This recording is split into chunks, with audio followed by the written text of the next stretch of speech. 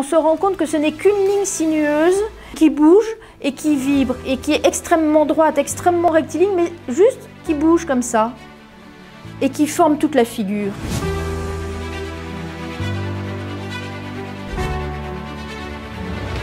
Je vous présente aujourd'hui une sculpture d'Alexandre Calder qui est une redécouverte qu'on a trouvée dans une collection particulière qui date de 1927, c'est assez rare. Il y a très peu de sculptures des premières années de Calder sur le marché, puisque la plupart sont conservées au Whitney Museum et à la Fondation Calder.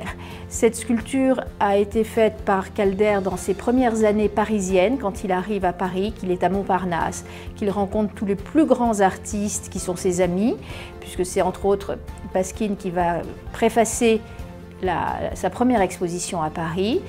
Et ses amis sont Picasso, Brancusi, Zadkine. D'où l'importance du bois, puisque en fait, il côtoie des artistes qui travaillent beaucoup le bois à cette époque-là. Cette sculpture est très importante en fait dans son œuvre parce qu'elle donne sa linéarité et déjà son idée de l'élancement des lignes, de l'espace.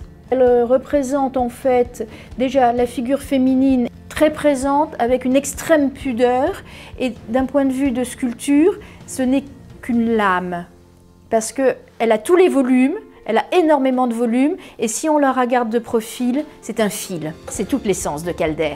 C'est-à-dire qu'avec quelque chose de plat, il donne du volume. Ou bien, le volume devient quelque chose de plat. Et il le fait tout le temps. C'est ce qui va devenir l'essence de son œuvre après. On peut dire que c'est le début de sa carrière, c'est le début de ce qu'il a déjà dans les mains, c'est le début de ce qu'il a dans la tête.